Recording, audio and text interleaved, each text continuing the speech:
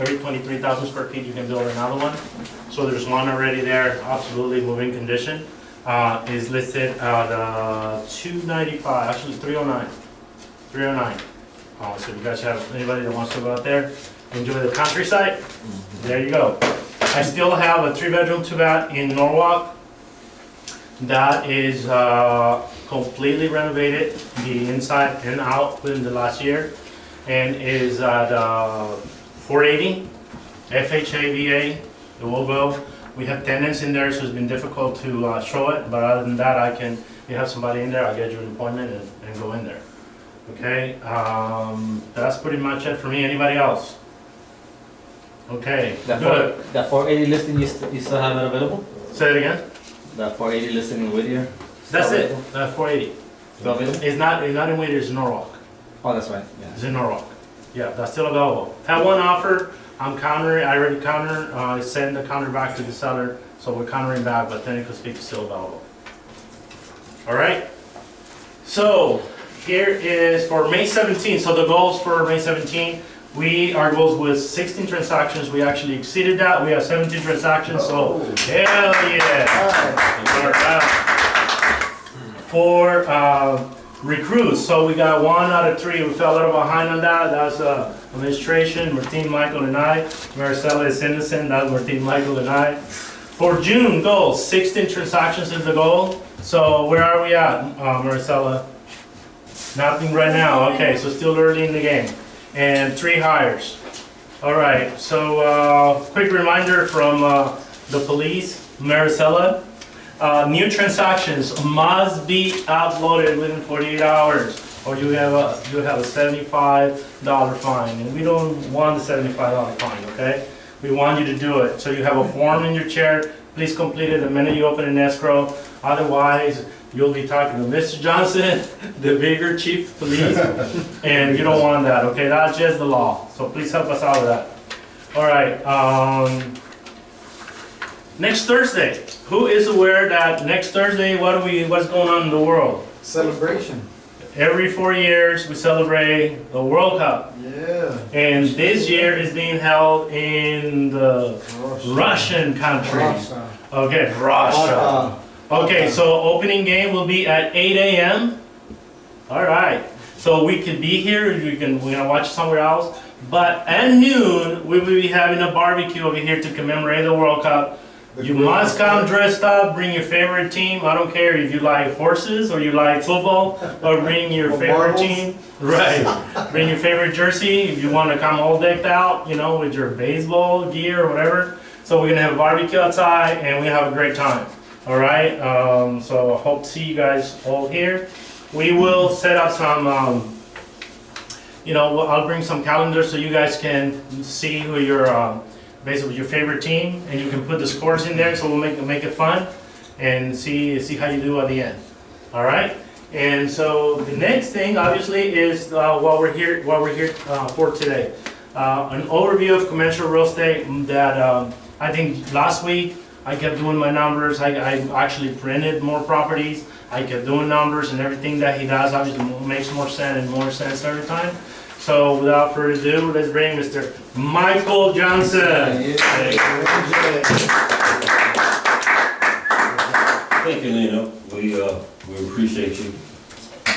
Okay, so what we want to do is that we want to get further, deeper into the commercial type of investments, okay?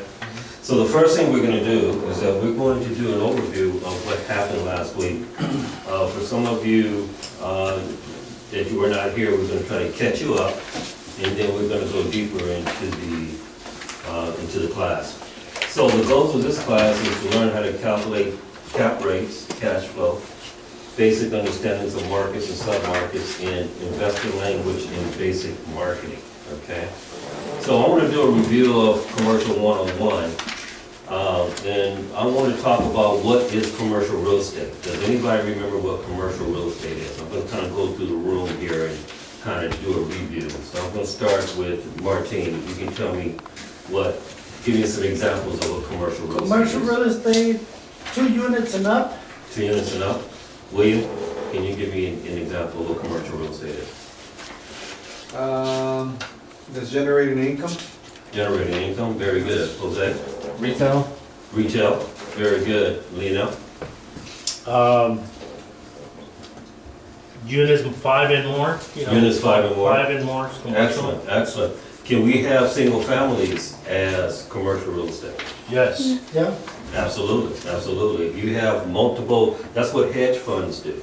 They buy a whole bunch of single families and they have a commercial division. So absolutely. What is common between all commercial real estate? Gonzalez? what is common? Income, Income. What else? rents. Rents. What else is common with commercial real estate? Jose? Non-owner? Non-owner, very good. Zavalos? That is usually specifically only for investments. Only for investments, that's right. What else is common? Valentine? Or you have a lot of tax benefits. Tax benefits, absolutely. Expenses, right. There are a way to calculate the expenses, and it's called tummy, remember? What is tummy? Gonzalez? Taxes, G, utilities, U, maintenance, M, is that a double M? yeah, there's 2 M's. Maintenance, Maintenance, management, and the Management. I is for what? Insurance, absolutely. So that every commercial property and their expenses, they're gonna have that. They're gonna have taxes, they're gonna have utilities, they're gonna have maintenance, they're gonna have management, and they're gonna have insurance. All right, what is the benefits of commercial real estate? tax write-offs. Tax write-off, Leveraging your investments. leveraging your investment, that's a big one. That's a really big one. What else, Jose? Benefits of commercial real estate? Cash flow. Cash flow, that's another one, absolutely. Long-term, wealth? Long-term wealth, that's another one, absolutely. All of those are benefits of commercial real estate. The reason I want you guys to start learning this language is because when you talk to investors, you gotta talk their language. And this is the language they wanna hear. They wanna hear, I gotta hedge against inflation. They wanna hear cash flow. They wanna hear if there's upside potential. We're gonna get into all of that. So therefore, that's why I want you guys to be very, very sharp on. How do you evaluate real estate? Well, there's a few different ways. How do you do it? Number one is what? Appraise and comps. Comps, okay, you can do some comps. Cap rate, Cap rate, GRI, GRM, GRM. gross rent multiplier, absolutely. All right, seems like you guys have it here. Let's move on. Let's do a review of NOI. Now, NOI, net operating income, is what you're gonna need in order to do a proper evaluation of units, usually. So you have your gross scheduled rental income, okay? Remember, those are the rents, not your other income, okay? You always have to have a vacancy factor. What is a vacancy factor? 5%. 5%. Or a percentage. 5% is a percentage of what? of the total Yes. gross scheduled Of the income. gross scheduled income, that's what it is, it's right there, okay? 5% is usually the vacancy factor. Now, what happens if we find a property that is not vacant? Do we still need to use the 5%? Yes, Yes. the bank would need it.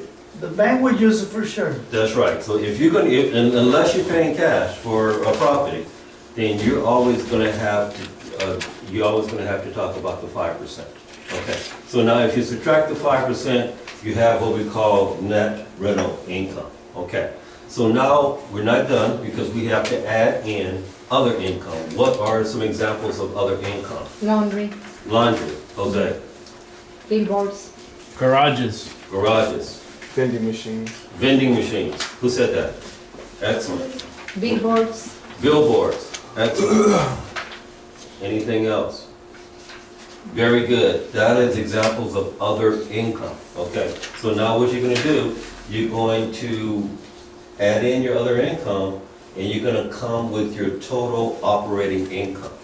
Once again, gross schedule rental income, subtract vacancy factor, you got your net rental income, then you're gonna add in your other income, that's gonna give you your total operating income. Now we're gonna have to deal with our expenses. Remember what the expenses are. They're coming. How much percentage of the total operating income should your expenses be? About 35%. 30 to 35%, 30 to 35%, something like that, okay. Now, is there any time when it's gonna be, I got you, is there any time that it's gonna be higher than this amount, than this 35%? Yes, When? when the expenses are high. Okay, when are the expenses gonna be higher than normal? Bank management, Okay. What other time are Rents they are gonna be low, higher? rents are lower. The rents are lower, very good. Mhm. What other time are they gonna be higher? When the interest rate is high on the mortgage part of it. That doesn't really have anything to do with your NOI. What's gonna happen is when, this number will be higher when the building is mastered metered.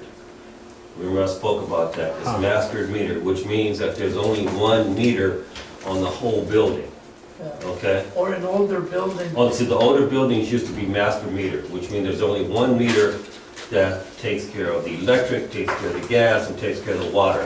In that particular case, yeah, this number is gonna be higher, but that's okay, because you can always bill the expenses back to the tenants. So if you see a building that the expenses are like, wow, it's like 50%, what happened here? Check to see if the building's master metered. If it is, it's gonna be higher, okay? Great. You guys can ask any questions that you want, you can stop me whenever, okay? Who determined the 35%? Is that a bank number, a number from the bank? That's Yeah. pretty much an industry average. All right, Anywhere 5%. from 30 to about 35%. Okay, so vacancy factor is a bank number and the 35% is a good number. Exactly, Okay. because no matter what, the bank is gonna use those numbers in Got order to get them out, All right? okay? All right, let's move on here. So now remember we have a calculator that I wanted to show you guys that's going to help you to determine your numbers, okay? And it's very easy to use because whatever you're looking for, you would just cover this part here and then you would just do the math.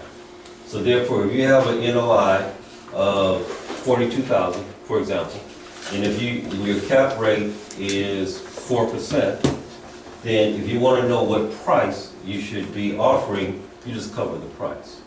That's all you have to do. You guys remember this? You guys have it? Because we're gonna go through some numbers pretty soon, so you're gonna have to refer back to this page, okay? All right, let's move on. So let's talk about cash flow. We didn't talk about cash flow last time. What determines cash flow? Okay, now this is very interesting because cash flow and cash return kind of goes together. So let's talk about this for a second. First of all, you have to have your NOI. We know how to get that down.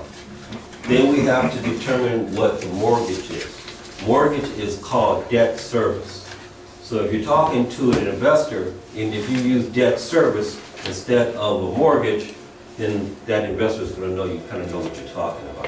Okay? Does that debt service include the taxes and insurance with the mortgage? No, Okay. just the mortgage. Just the mortgage. But remember, Come on. that's a very good question. The question was, does the debt service include taxes and insurance? It does not. Why doesn't it? Because that's part of Tammy, right? That's part of Tommy. Tommy. That's part of Tommy. Your taxes and your insurance is part of Tommy. So debt service is only the mortgage payment, okay? So I'm gonna throw some numbers out here real quick. Who bought their calculators? It's time to bring out the calculators. It's time to go to work. Okay, we're gonna do something very simple because I'm just gonna pull some numbers out of the air. All right, let's say I have an NOI of 45,000. Let's say that my debt service is 35,000. What is my cash flow? Okay, can you repeat the numbers Can you again, repeat please? them? I have an NOI, net operating income of 45,000. My debt service is 35,000. What is my cash flow? 10,000. Very good. 10,000. 10,000 a year. That's divided, and if you divide that by 12, what is my monthly cash flow? $833.33. Excellent. $833. $33.33. That's right. That's pre-tax. That's not after Uncle Sam gets his part, okay? So whenever you're looking at properties, and we're gonna look at some properties really quick to determine what that is, it's very easy. If you can calculate the mortgage, and you should be able to, because I gave you a mortgage calculator, then you should be able to actually find your cash flow. Can you repeat the mortgage calculator, Mike? I'm sorry? Can you repeat the mortgage calculator? The mortgage calculator, the one that I suggested you guys use is Carl's. Carl's mortgage calculator, Carl's. you could download it from the, That's right, from if Yeah. you're I Apple or used to whatever. get a Okay, Civil calculator. exactly, you can Or the have any same, kind of any- mortgage calculator, Any it mortgage. it works out okay, all right? All right, so now we understand how to calculate cash flow. So let's talk about what cash on cash is, all right? Cash on cash return is determined by dividing cash flow by the down payment. Okay, dividing the cash flow by the down payment. So, let's look at this. Let's use some arbitrary numbers. The cash flow was how much? 10,000. 10,000, okay. What if I invested $100,000 to buy this property? What is my cash on cash return? 10%? Divide by. Let me see. What was the numbers again? All right, 10,000 is my cash flow. All right, and I invested $100,000 in order to purchase the property. 10%. 10%. 10%. A year. 10% cash on cash. Is that a good return? That is very good return. That is an excellent return. Take You it guys right find away. that kind of building, make sure you contact me first, okay? Because that's an excellent, excellent return. Let's do it again. Let's say that our cash flow is 20,000, and I invested $400,000 into the building. 5%. My cash 5%. flow is 20,000, 5%. 5% no. 5%. You probably get that in the bank, so that's probably ain't a good deal. No, not even the Well, you bank. can't even get that in the bank yet. Yeah. Right? Yeah. So if I get a 5% cash on cash, I haven't taken into consideration some very important deductions. Where are they? Depreciation, Depreciation, What else I got? Expenses. Depreciation expenses. depreciation expenses, what else is there? Taxes. Equity, Tax write-off. equity buildup. We got equity buildup, what else do I have? What about the interest credit, do I still get to write off the interest? yes. Yeah. Mhm. Absolutely. So therefore, if I got 5% up front, and I haven't even taken those into consideration, I'm looking pretty good. That might be a good deal. That may be a good deal, okay, even at 400,000, okay? This is important because when you're talking to investors, once again, they like certain terms, like cash on cash. Mhm. They like certain terms, like return on equity, things like that. So when you're talking to these people, you're gonna have to make sure you're talking their language. You have to get into their head, not what you're thinking about, but what they're thinking about. Is return on equity and return on investment interchangeable, or are they different? They're different, they're different. See, the cash on cash return is determined by the cash flow by down payment. Right, Return on equity is that's determined, return on investment, this is That's cash on upfront. cash. right? Right. Okay, Return on equity is quite different. The reason it's different is because you have to take the depreciation, you have to take everything into consideration to find out what the equity is. okay, Then determine what your return on equity is, okay? Which is, we're gonna get to that in class number 3. Because when you start talking to investors, this could be a conversation. The conversation could be, my property's paid off. Why do you want me to buy another property? Well, if your property is paid off, then that means you have a lot of what? Equity. Equity. But also that means you have a lot of what? You have a lot of tax expense. It's- Because you don't You're not have writing more off depreciation, You don't have anything. depreciation. yeah, So the equity and the cash flow you think you're really getting, not really getting it at all. So therefore, on our next class, we're going to start talking about return on equity and how to speak to an investor who has a lot of equity, who's thinking he's doing really well, and he's not. Okay, and we're going to show them how to take that equity, do a 1031, and then his write-off becomes a lot better. Okay, but that's not going to go. We're not going to go there in this class. Any other questions? You guys have excellent questions. Okay, let's talk about market and submarkets. I'm not going to go here a lot. I just want you to know what a market and submarket is. When you start talking about a market, you start talking about the actual area. okay? Like Los Angeles is a market, New York is a market, Chicago's a market, okay? Submarkets could be Lakewood, could be Paramount, could be Compton, or whatever it is. Those are submarkets, okay? And it's not really a big deal. You can understand, this is very important though, to understand the cap rate in any submarket, okay? Let's talk about cap rates in certain markets right now, okay? Now, you remember last week when I talked about when the seller is actually selling a property, the seller wants the cap rate to be high or low. Jose? The seller wants the cap rate to be high or low? The seller, Yeah. low. Low, absolutely. The seller wants the cap rate to be low. Why does he want it to be low? Because the lower the cap rate, the higher the profit. Lena? The higher the price. The higher the price. So the lower the cap rate, the higher the price for the seller. The buyer wants the cap rate to be what? High or low? High. High. I'm buying a piece of property, I want the best return on my money that I can get, so I want the cap rate to be high. So therefore, when you're in certain areas, you have to understand what the cap rate is. So for example, if you're in an area like Newport Beach, what do you think the cap rate's gonna be? Low. Low. Depends on the position you're in, the buyer or the seller. Well, the cap rate's gonna be low because basically the building's not gonna make a lot of sense because the properties are so high. The income is not gonna match really what the expenses are. You follow what I'm saying? So the cap rate's gonna be low. But if you take some bread and butter areas, bread and butter is certain areas such as Compton, South Central, Paramount, for example, the cap rate's gonna be a little bit higher, okay? So if you're talking to investors, if they're, and I'm gonna get to this, it's gonna come together at the end of the meeting, on why you need to understand when you're talking to certain investors, because you gotta understand what they want. Some investors don't care, hey, I just want a property in Newport Beach, that it, I don't care what the cash flow is, it's a private ownership building to me, I don't care. Other investors, listen, I need cash flow. I need a property that is what we call a bread and butter type property. Okay, that's a nice way to put it. So therefore, you're gonna have to understand who you're talking to when you start talking to these investors, okay? I'll pass through this is not super important. You just wanna know what an MSA is, you can always go to Google, and Google MSA, and it'll tell you what's going on. Hypothetically, Michael, if a person's just starting with the commercial side and goes to Newport Beach, he doesn't know particularly what the cap rate is, where would he find that information to give him a basis to start from? That's an excellent question. The question has to do with if they want to go, if we want to find out what the cap rate is in any city, how do we do it? And the way we do it is we go to the MLS and we start analyzing properties. That's what we do, and we can quickly find out what the cap rates are. Okay, or either if you just remember what the cap rates are, then you can kind of rattle it off.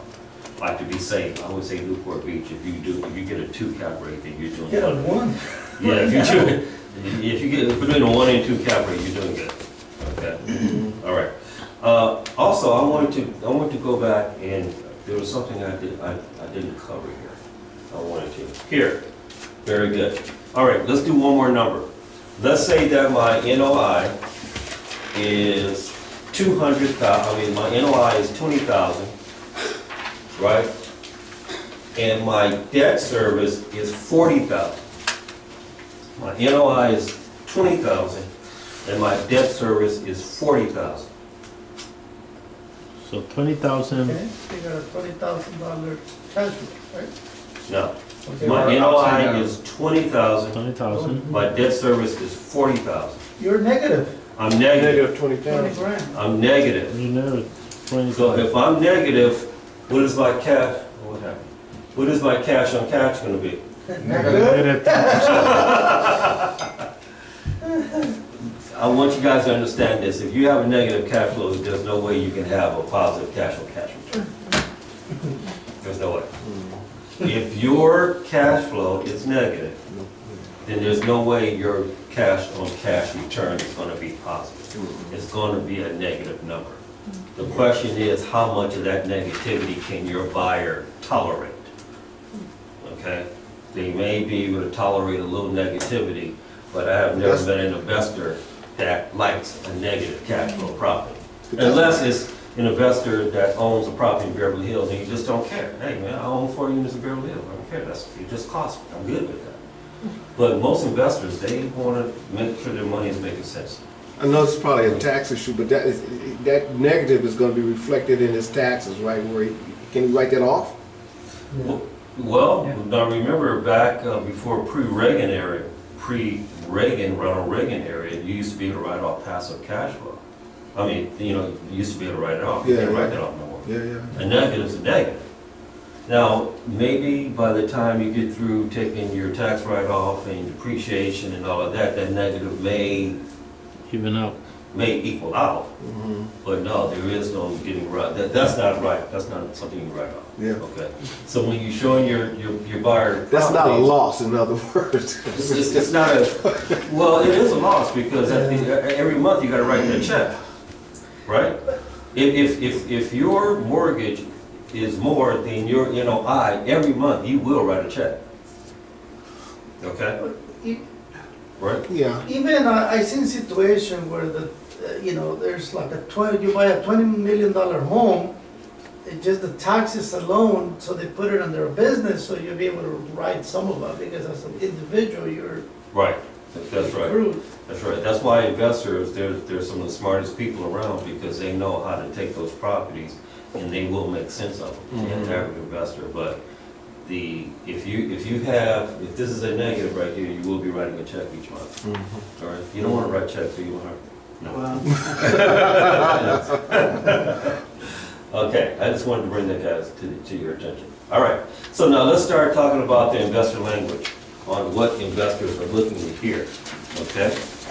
There's some particular language I want you guys to get into your vocabulary, so when you talk to investors, then you can grab their attention.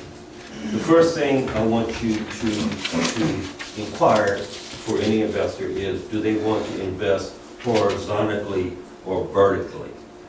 Horizontally or vertically. So let's think about that. Horizontal is what? Right? So therefore, I may have an investor that he wants a property over here, then he wants a property over here, he doesn't mind going to San Diego, he may want to go to Texas, whatever. Vertically is what? This way, right? So therefore, now you start talking about an investor that is interested in buying in a certain area. He may like the Long Beach area, he may like the Los Angeles area, whatever, okay? It's important for your investor to know that, okay?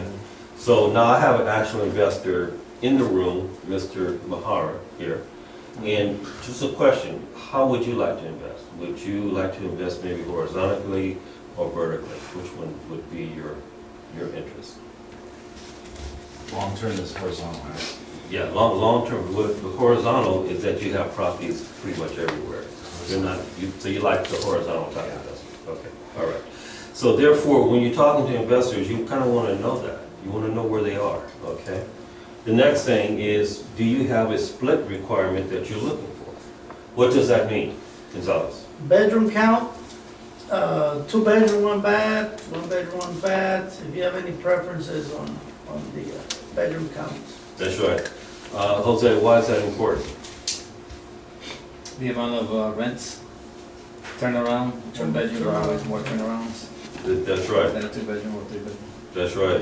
Valentine, why else do you think that's important? That you know what the investor split requirements are. I think they just said it all, is the turnaround,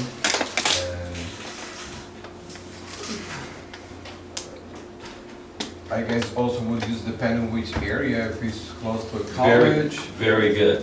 What area? If the investor say, I like all 1 bedrooms, I like all 1 bedrooms, I want to be close to a college. Is that important for you to know? Yes. Absolutely. Yes. What if they say, I want 3 bedrooms, 4 bedrooms? What kind of investor is that? Single family homes. Pretty much. Or investor that can tolerate larger families in their properties. Some investors don't like that. They feel like the more people in their units, the bigger the headache. So you need to understand what that is, okay? Are you looking for a value play or something more vanilla? William, what do you think that is?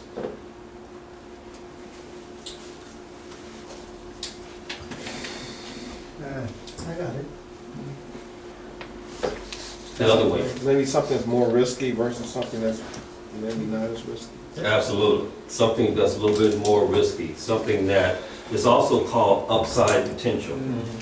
Are you looking for something with upside potential? Are you looking for a fixer-upper, or are you looking for something that you can move into? That's what it is, okay? But this is a great question to ask, because when you ask that, the investor, if they know what's going on, they'll